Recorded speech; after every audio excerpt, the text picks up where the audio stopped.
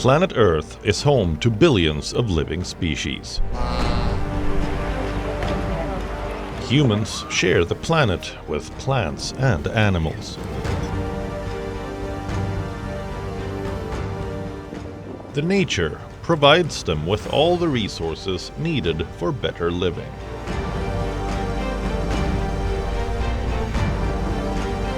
But over the years, humankind has been ruthless to nature.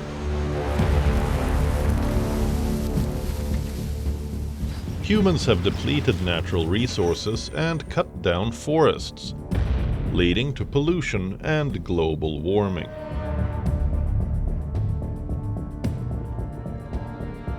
Humans are also responsible for damaging the wide and varied web of life. Earth is issuing a distress call. The latest State of the Global Climate Report shows a planet on the brink. Fossil fuel pollution is sending climate chaos off the charts. Sirens are blaring across all major indicators. Last year saw record heat, record sea levels, and record ocean surface temperatures. Glaciers likely lost more ice than ever before. Some records are just chart-topping, they are chart-busting, and changes are speeding up. What can be done to avoid such a dystopian future?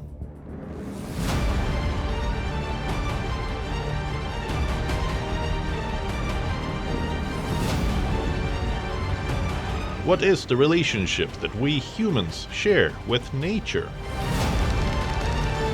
Can we adopt a holistic approach that is in sync with modern times?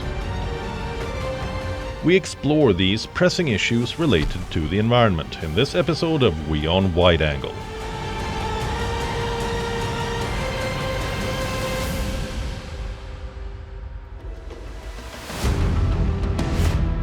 Every year on the 5th of June, World Environment Day is observed.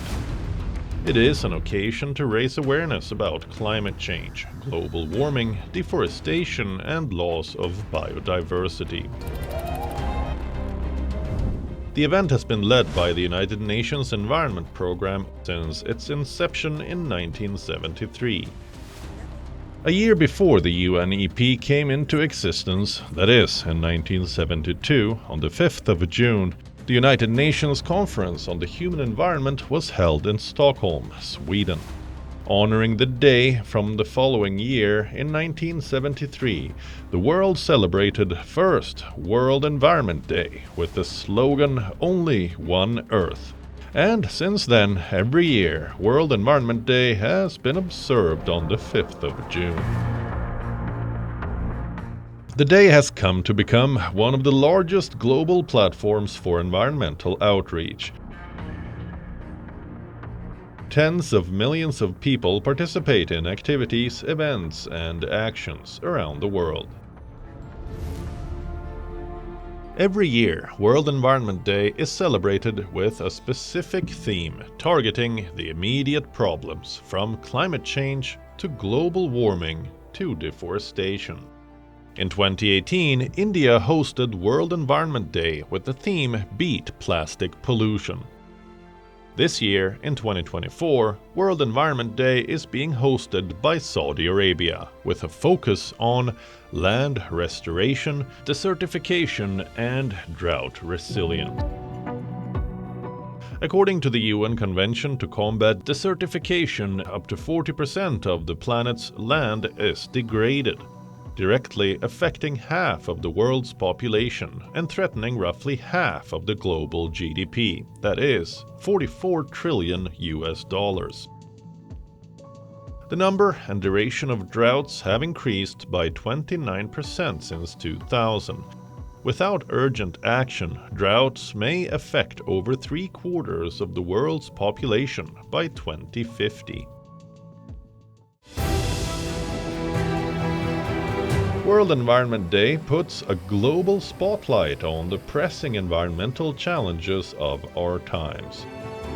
Let's understand the theme of this year's World Environment Day.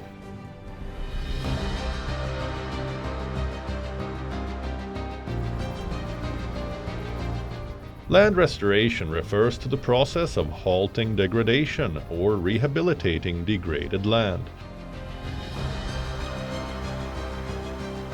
typically through activities like reforestation, soil conservation, and the protection of natural processes.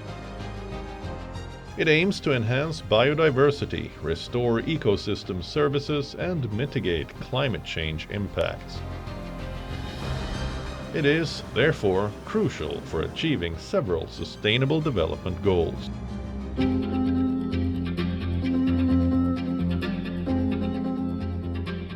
This is spekboom, a succulent plant found in South Africa. Many environmentalists consider it a miracle plant. Found in the arid South African region of the Little Karoo, red-stemmed bush with dense green leaves acts as a sponge for carbon dioxide and has been found particularly effective in rehabilitating degraded soil and helping other plants grow around it. When it rains, the water washes away the soil on these bare patches of land that are being replanted. When the spekboom is planted there, it captures the water and other plants grow around the spekboom. It's good for nature. It brings nature back to life. Here you can see the difference between degraded land and what we call pristine spekboom veld that is not degraded and that is still in a good condition and that is not overgrazed or mismanaged over the years with different generations that farmed here.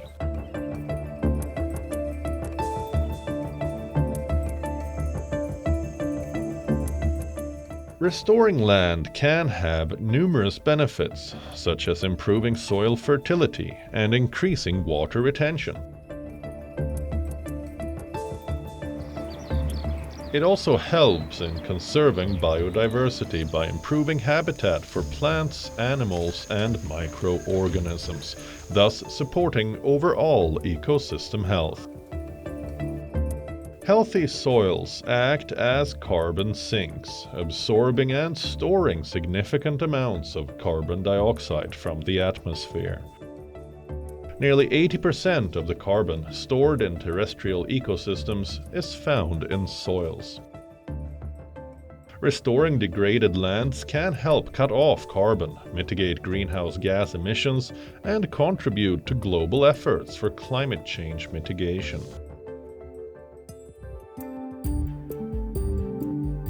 Preventing topsoil loss is a key part of agricultural land restoration and its associated economic benefits.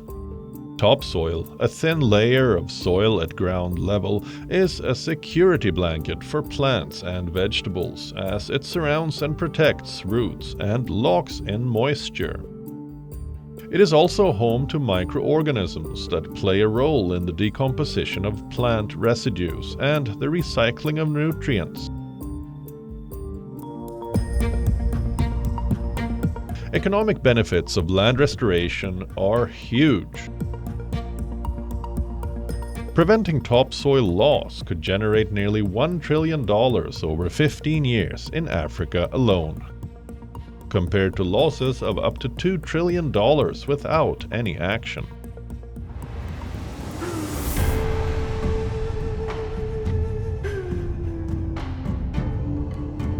Desertification is the greatest environmental challenge of our time, and climate change is making it worse.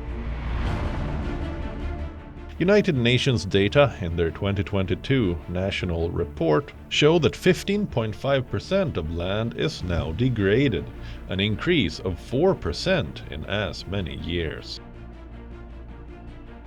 While the term desertification may bring the wind-swept dunes of the Sahara, it's an issue that reaches far beyond those living in and around the world's deserts, threatening the food security and livelihoods of more than 2 billion people.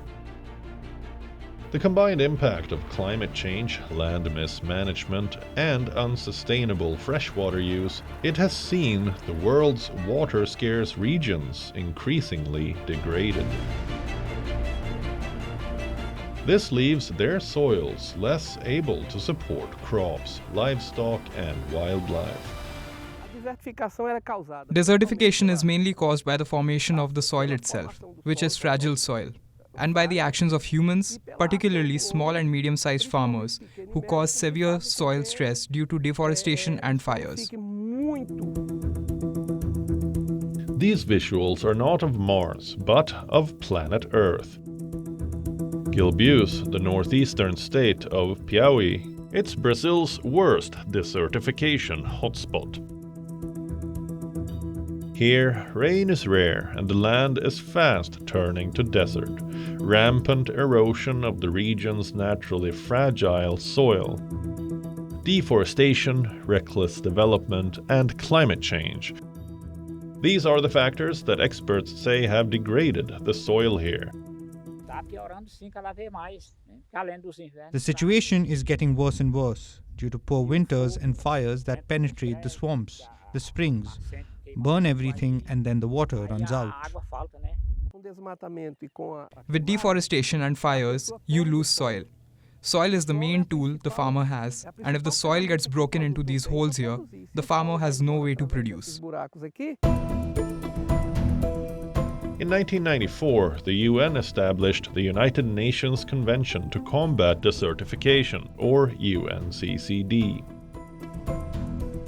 The UNCCD set out a definition of desertification in a treaty adopted by parties in 1994.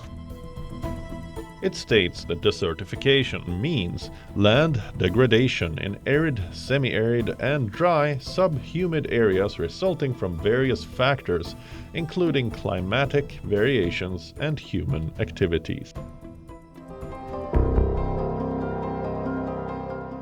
According to the UNCCD, around 500 million people live in desertified areas. The areas can experience poverty and poor health due to malnutrition and lack of access to clean water. One of the most prominent examples of desertification is the Aral Desert in Central Asia. Located to the south and east of what remains of the eastern basin of the Aral Sea in Uzbekistan and Kazakhstan. The Aral Desert is called the youngest desert in the world. In the 1960s, the area was covered by the fourth largest lake in the world, the Aral Sea.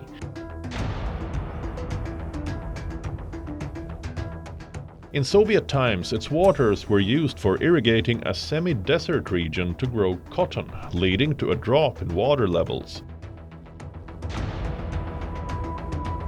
Climate change added further impetus to this over time, turning the dry seabed into a salt-covered desert, leaving fishing boats stranded, rusting, and livelihoods destroyed.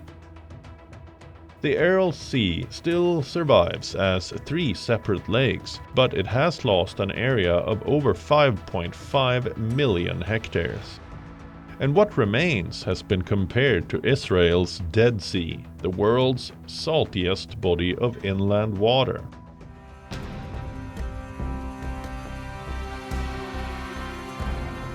Uzbekistan has been working with international agencies to reverse the desertification that long wrecked the region.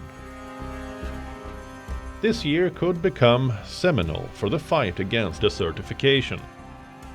2024 will mark the 30th anniversary of the UN Convention to Combat Desertification. The 16th session of the Conference of the Parties, or COP16, to UNCCD will be held in the Saudi capital, Riyadh, in December 2024.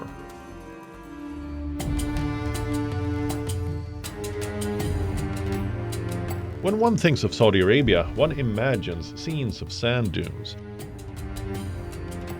But with one look closer at this vast landscape, many would be surprised by green spaces changing the face of the kingdom.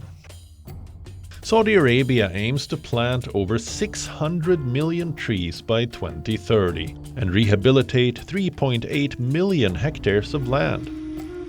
There is yet another initiative that's significantly impacting millions of pilgrims at the Medina Haram Piazza in Medina.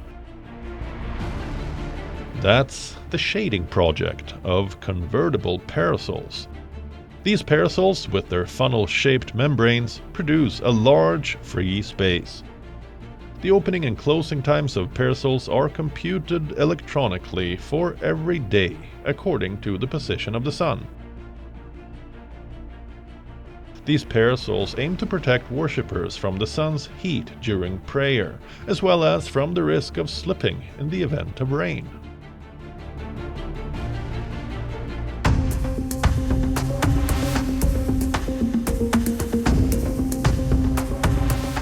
The frequency, intensity, and duration of droughts have seen an uptick all over the world.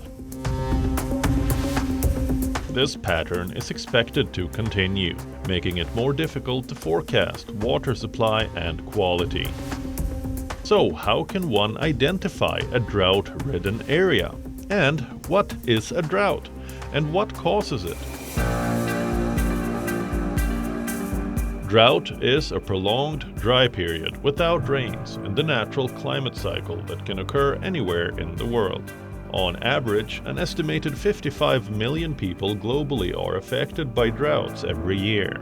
Drought fuels mass migration, threatens people's livelihoods, and increases the risk of disease and death.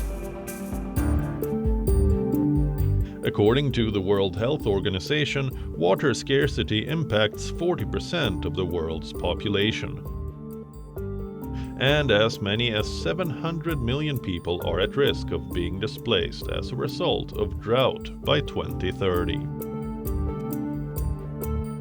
Rising temperatures caused by climate change are making already dry regions even more drier and wet regions wetter.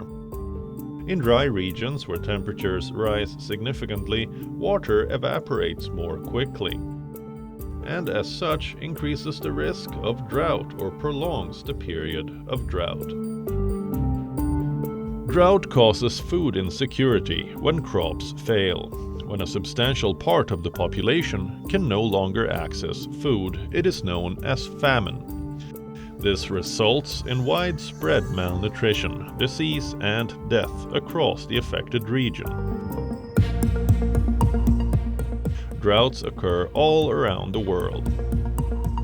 However, the effects of drought vary by region. Droughts bring the most risk to areas that are already prone to desertification. East Africa is the epicenter of one of the world's worst climate emergencies. 5 consecutive failed rainy seasons in East Africa recently resulted in the worst drought in 40 years.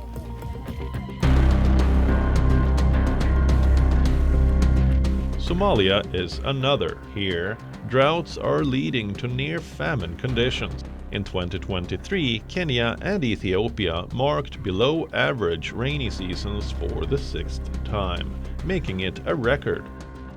At the end of May last year, close to 40 million people were facing high levels of food insecurity in Kenya, Somalia, Ethiopia, and South Sudan.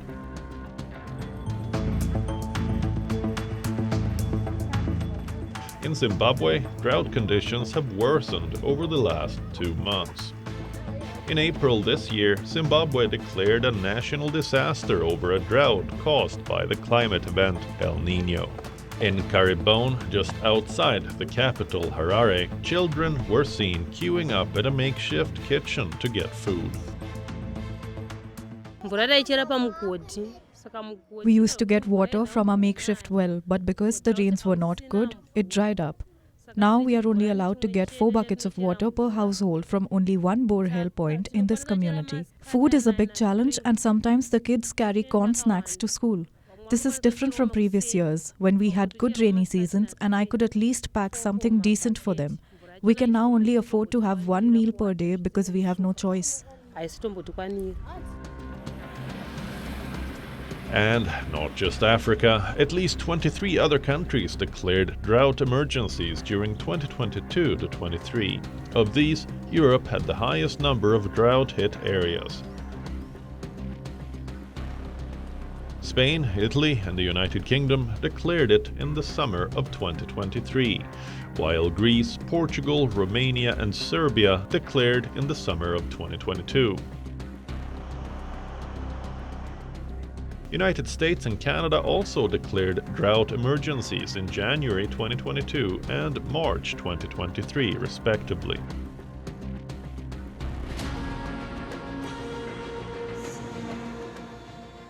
The landlocked South American country, Bolivia's highlands is a key region for cattle and sheep, and crops such as quinoa, barley and potatoes. In the last few years, Bolivia has seen important lakes decline, which are important reservoirs of water for farmers. At the moment, there is no water because the Desaguadero River's water levels have dropped dramatically. That river provides us with water, and here, if we dig, we find salt water. We live on the water of the Desaguadero and the rain.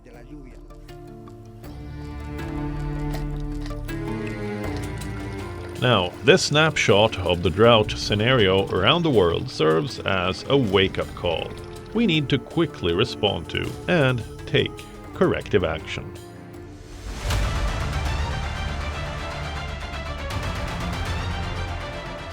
As the world grapples with the impact of extreme weather events, one must help protect the environment. People should work towards reducing, reusing, and recycling. This will conserve natural resources and landfill space. Use water judiciously and conserve it. The less are the chances of wastage.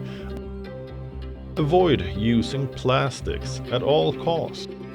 Use energy-efficient light bulbs that help reduce greenhouse gas emissions. Plant as many trees as possible. Trees provide food and oxygen, help clean the air and combat climate change. World Environment Day is not just a day on the calendar, it serves as an opportunity for everyone to reflect on their relationship with nature and take meaningful steps towards its protection and a sustainable future.